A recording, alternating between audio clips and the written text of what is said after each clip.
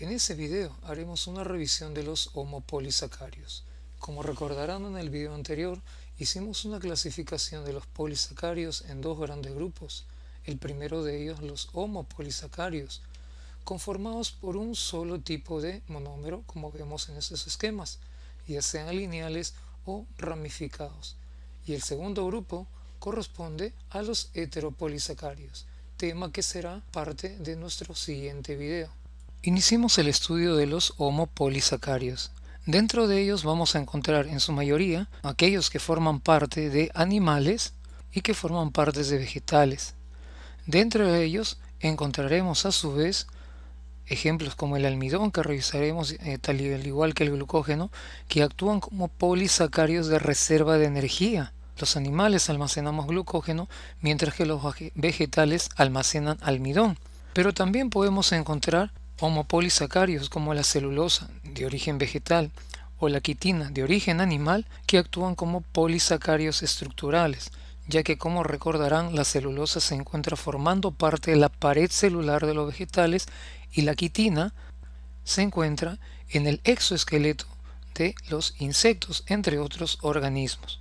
Revisemos entonces uno a uno esos cuatro ejemplos de homopolisacáridos. El primer homopolisacario que revisaremos es el almidón. Como saben, el almidón es de origen vegetal, es el principal polisacario de reserva de energía de los vegetales. Ellos almacenan de esa manera a las moléculas de glucosa luego del proceso de fotosíntesis que revisaremos en videos posteriores. El almidón en verdad es un polisacario formado por otros dos polisacáridos, uno de ellos denominado amilosa y el otro denominado amilopectina, ambos formados por monómeros de glucosa. Como describimos, pueden encontrarse dentro de los homopolisacarios cadenas lineales y cadenas ramificadas, y resulta que la primera de ellas, la amilosa, forman una cadena lineal. Las moléculas de glucosa se encuentran unidas por los famosos enlaces glucosídicos, pero en posición alfa 1,4, es decir, una glucosa en el carbono 1 se une a la siguiente glucosa en el carbono 4, por eso se le denomina así 1,4. Mientras que la amilopectina es la forma ramificada del almidón. Aparecen muchas ramificaciones debido a enlaces alfa 1,6, es decir, en una de las cadenas se encuentra el carbono 1 de una glucosa que se une a la otra cadena cuando se ramifica en la posición 6 de la siguiente molécula de glucosa, como veremos en los esquemas posteriores. Y a pesar de que el almidón es una molécula muy grande formada por moléculas de glucosa, nosotros sabemos que la glucosa, como todos los monosacarios, es soluble en agua, pero el almidón, polímero de glucosa, no lo es. Y cuando reaccionamos al almidón con el reactivo de Lugol, que está formado por sales de yodo, una reacción positiva será que esa solución que contiene al almidón dará un color azulado, que puede ser tan intenso dependiendo de la concentración del almidón, que puede llegar a un color negruzco. Veamos cómo es la estructura de la amilosa, la cadena lineal que hemos mencionado que se encuentra formando parte del almidón. Vemos acá cadenas de glucosas. Y fíjense, tenemos aquí el carbono número 1, llamado alfa, el carbono 2, el carbono 3, el carbono 4, el carbono 5 y el carbono 6. En la segunda molécula de glucosa, en la misma posición, carbono 1, 2, 3, 4, 5 y 6. Y cuando se unen por medio del enlace glucosídico, el enlace se forma uniendo el carbono 1 de una molécula con el carbono 4 de la siguiente molécula de glucosa. Por eso es que indicamos que se forman enlaces alfa 1,4 entre las moléculas de glucosa.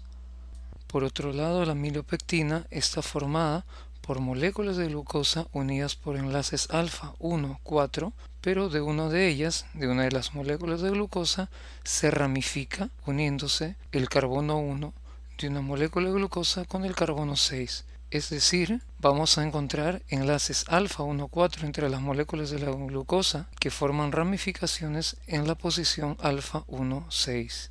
Los componentes del almidón se observan de la siguiente manera. La amilosa es la parte lineal, pero a su vez es espiralada, mientras que la amilopectina es la parte ramificada. Ambos componentes forman parte del almidón. Cuando nosotros consumimos alimentos ricos en almidón, somos capaces de degradarlo.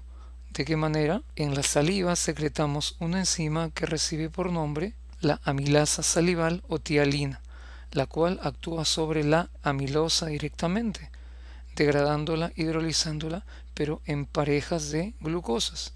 Es decir, se forman maltosas y también se liberan unidades de glucosa. La siguiente molécula que revisaremos es el homopolisacárido de almacenamiento, pero de origen animal, es decir, el glucógeno. Los animales también podemos almacenar carbohidratos como fuente de energía, pero nosotros lo hacemos en forma de glucógeno, el cual es el principal polisacárido de reserva de todos los animales, incluidos los seres humanos. Y ese polisacárido se va a almacenar en tejido hepático y además en tejido muscular. Es un polímero, al igual que hemos revisado para el almidón, formado por monómeros de glucosa con enlaces alfa 1,4, pero la diferencia con respecto a la mielopectina, que es mucho más ramificada que ella, la que se presenta en el almidón, presentando adicionalmente los enlaces en los puntos de ramificación del tipo alfa 1,6, tal como se indica en la siguiente figura.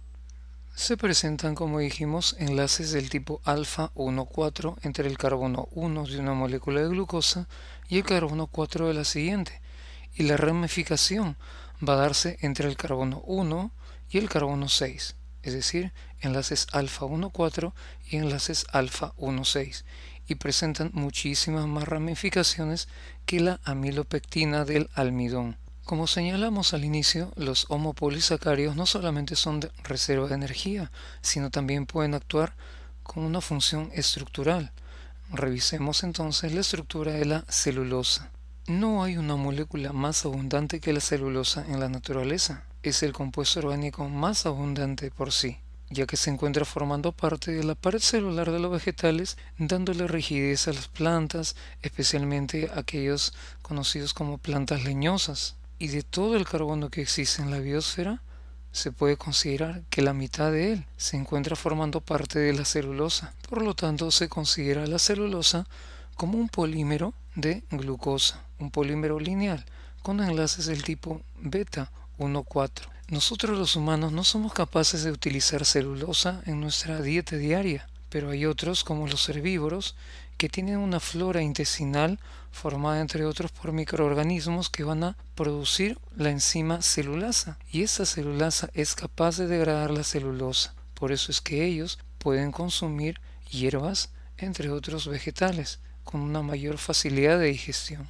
En el siguiente esquema podemos observar cómo se presenta la celulosa en la matriz de la pared celular de los vegetales. Las microfibras de celulosa se presentan entrelazadas, como podemos apreciar, en la matriz de la pared celular para darle una estabilidad mucho mejor a ella. Pero los vegetales no son los únicos seres vivos que pueden tener homopolisacáridos con funciones estructurales, como es el caso de la celulosa. En los animales también se encuentra una molécula semejante, como la quitina, y esa molécula forma parte de un gran grupo de seres vivos que son los invertebrados. Se va a encontrar dentro del exoesqueleto, es decir, el esqueleto de los invertebrados es exterior, por eso se denomina exoesqueleto, y la quitina le va a dar esa dureza característica al exoesqueleto de insectos, de crustáceos e inclusive de arañas. También puede encontrarse quitina formando parte de la pared celular de los hongos junto con cantidades menores en proporción de celulosa. Y la quitina se considera un polímero, ya que está formado por monómeros del tipo N-acetil de glucosamina, que son derivados de la glucosa, los cuales van a estar unidos por los enlaces del tipo beta 1 o 4, como se puede apreciar en ese esquema.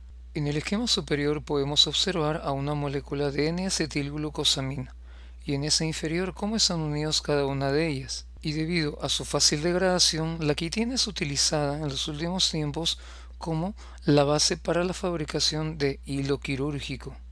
En el siguiente video continuaremos con la descripción de los polisacáridos, específicamente el grupo de los heteropolisacáridos.